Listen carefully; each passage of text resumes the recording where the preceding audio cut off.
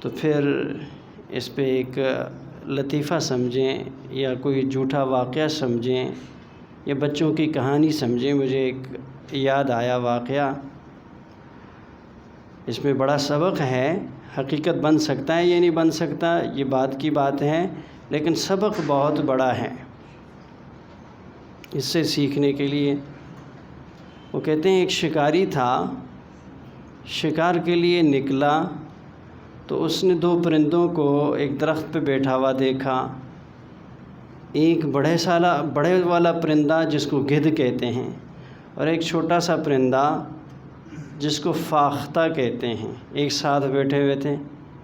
اس نے نشانہ باندھا، شکار کرنے کے لیے نکلا تھا، نشانہ باندھا تو دونوں پرندوں نے آپس میں گفتگو شروع کر دی۔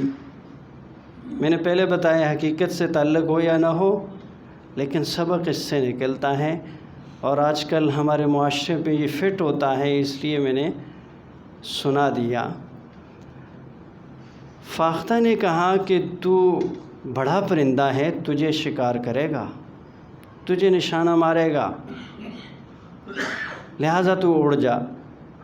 گدھ نے کہا نہیں، تو حلال جانور ہے، وہ سمجھتا ہے وہ تجھے ہی مارے گا، مجھے نہیں مارے گا، میں تو حرام ہوں، مجھے کیوں مارے گا؟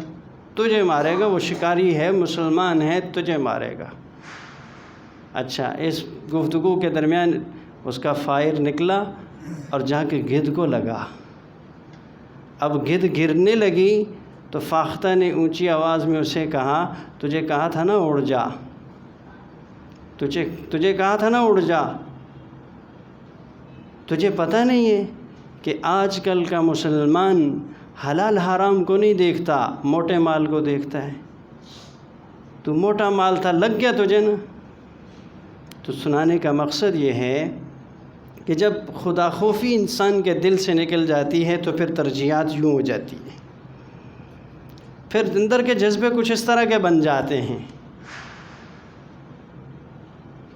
پھر اللہ کی عظمت، اللہ کا خوف دل میں نہ بیٹھا ہو تو کہیں پہ بھی انسان کی نظر جا سکتی ہے، کوئی چیز بھی ترجیح بن سکتی ہے۔ ایک واقعہ اور یاد آیا، وہ حقیقت سے کچھ ملتا جلتا ہے، کتابوں میں ایک واقعہ ملتا ہے کہ ایک بادشاہ تھا، بڑا نیک دل بادشاہ تھا، وہ اپنی رعایا پہ انصاف کرتا تھا اور کبھی کبھی چکر لگاتا تھا رعایا کے اندر اور احوال دیکھتا تھا، سنتا تھا کہ کیسے لوگ زندگی گزار رہے ہیں میری حکومت میں۔ تو ایک دفعہ رات کو نکلا باہر، تو ایک جگہ کھڑا ہوا، دو تین لوگ بیٹھے ہوئے تھے، آپس میں باتیں کرنے لگے، اور یہ چپکے سے کھڑے ہو کے سننے لگا بادشاہ۔ اور تینوں سونے کا کام کرتے تھے، سونے کا صراف۔ ایک نے کہا میں کمال کا کام کرتا ہوں، کمال کا کام کرتا ہوں۔ کیا کمال کرتے ہو بھائی؟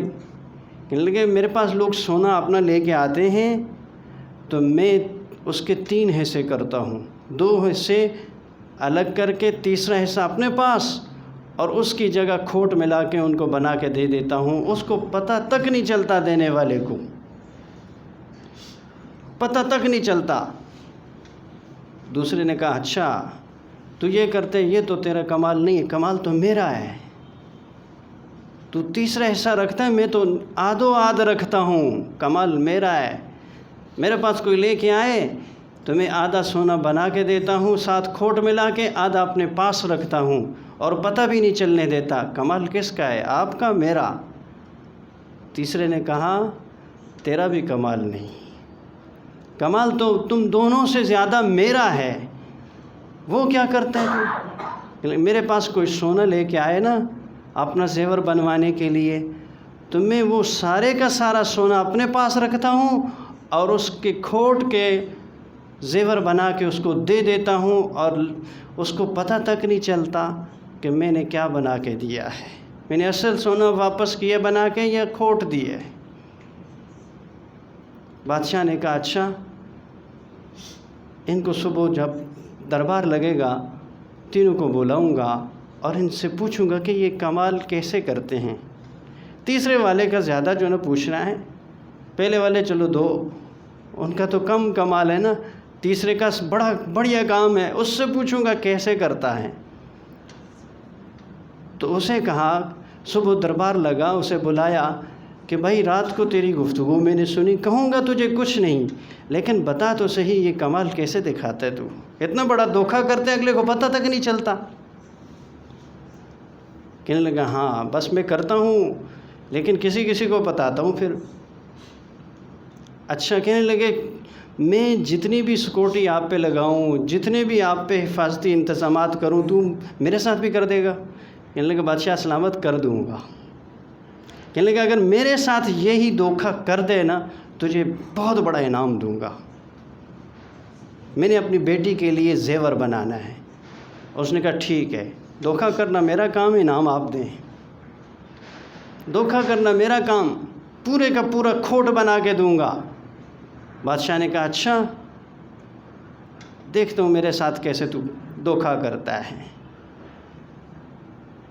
اور حفاظتی دستہ منگوایا، ایک کمرے میں اس کو جگہ دی کہ اس محل کے اس فلاں کمرے میں روزانہ یہاں پہ سونا بھی میرا اور اوزار بھی میرے، تو باہر سے آئے گا اور یہاں پہ سونا بنائے گا، زیورات بنائے گا، میرا سونا ہوگا۔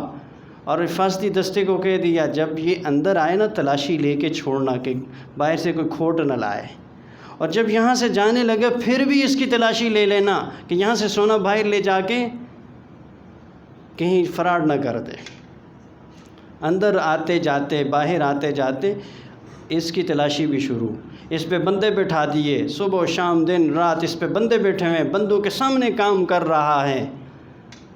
اس نے کہا ٹھیک ہے، ادھر جو نا سونے کا ہار بن رہا ہے، سونے کے زیورات بن رہے ہیں، اسی طرح کے بالکل اسی شکل کے اس نے کھوٹ کے زیورات گھر میں بنانا شروع کر دیے۔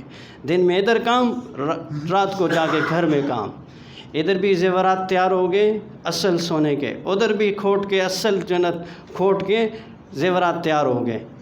بادشاہ کو کہا کہ ایک دن مجھے دو، تھوڑی سی شائننگ دینی ہے ان کو، شائننگ، ایک دن کا کام باقی ہے، تھوڑی سی چمک دمک لگانی ہے ان کے اوپر، ایک دن کا موقع دیں، پھر بڑی مجلس میں آپ کے سامنے یہ پیش کروں گا۔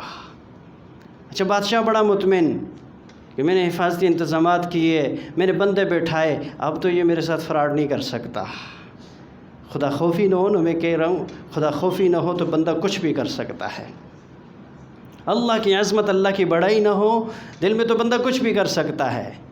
اس نے اپنی بیگم کو سمجھایا کہ کل میں نے بادشاہ کے سامنے اس کے زیورات پیش کرنے ہیں سونے کے، تو نے ایک کام کرنا ہے، یہ جو میرے کھوٹ گھر میں تیار کی ہے، یہ زیور گھر میں تیار کیا ہے، اس کو ایک برتن میں ڈال کے اس کے اوپر دہی ڈال دینا، دہی بڑا گھڑا اور برتن بڑا لے کر اس میں دہی ڈال کے تم بادشاہ کے محل کے سامنے سے گزرتے ہوئے اونچی اونچی آواز میں یہ آواز لگانا کہ دہی لے لو، دہی لے لو، دہی لے لو، آگے میرا کام ہے، بس اتنا کر لے گی؟ کہا کر لوں۔ اچھا تو کرے گی نا، تجھے اس کھوٹ کے بدلے اصل سونے کا تجھے زیور ملے گا، یہ کھوٹ اندر تو نے ڈالی ہے نا، اس کے بدلے میں اصل سونا دوں گا تجھے۔ اس نے کہا ٹھیک ہے جی، میں تیار ہوں۔ انہوں نے کہا بولنا نہیں، کسی کو بتانا نہیں کہ اندر کھوٹ ڈلی ہوئی ہے۔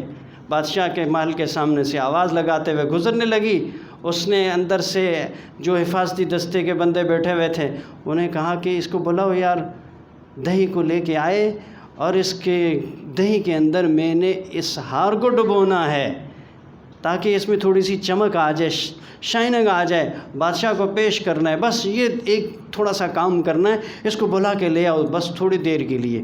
وہ آئی اور اس نے سامنے رکھا، پلاننگ کے تحت اس سامنے دہی رکھا، اس نے ایک ڈوبا دیا اور اندر سے جو نقلی ہار، کھوٹ کا بنا ہوا ہار تھا، کھوٹ کے بنے ہوئے زیورات تھے، نکالے باہر، اور جو سونے کا اصلی بنا ہوا تھا وہ اس کے اندر ہی چھوڑ دیا، اور اس سے کہا کہ اس کو نکال دو۔ اب ان کو نکال دیا، کہا کہ اسے پیسے بھی دے دو، دہی کے پیسے بھی دے دو، اس کا دہی خراب ہوا ہوگا، ہم نے اندر زیورات ڈبوئے ہیں۔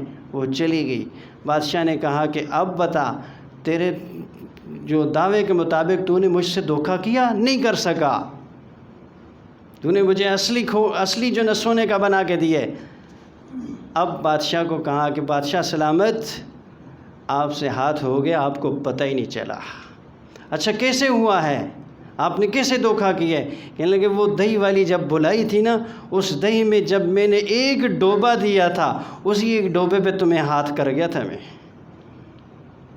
جی، واقعہ سنانے کا مقصد یہ ہے کہ جب اللہ کا خوف، اللہ کی عظمت ہمارے دل میں نہیں ہوگی تو ہم بڑے بڑے ڈوبے دے کے دوسروں کے حقوق ہڑپ کر جائیں گے، بڑے بڑے ڈوبے دے کر بڑی بڑی چیزیں اپنے جیب میں اتار لیں گے۔ یہ ڈوبے ہم بڑے دیتے ہیں۔ جب خدا کا خوف، اللہ کی عظمت، اللہ کے سامنے کھڑے ہونے کا ڈر، مرنے کا خوف انسان کے دل میں نہیں ہوگا، یہ ڈوبے ہر جگہ ہم صبح و شام لگاتے پھریں گے۔ تو اس لیے اللہ کی عظمت کو دل میں بٹھانے کے لیے اس کو بولیں، اس کو سنیں اور اللہ سے اللہ کا خوف مانگیں کہ اللہ جو یہ مانگنے کی چیز ہے، یہ مانگنے سے ملے گا کہ اللہ اپنا خوف ہمارے دلوں میں ڈال دے، تاکہ ہماری جو نا سمت ٹھیک رہے، ہمارا رخ ٹھیک رہے، ہم نافرمانی کرنا بھی چاہیں تو تیرے خوف سے نہ کر سکیں۔ کریں گے انشاءاللہ کوشش۔ اللہم صلی علی سیدنا و مولانا محمد عبدک و رسولک۔ بسم اللہ۔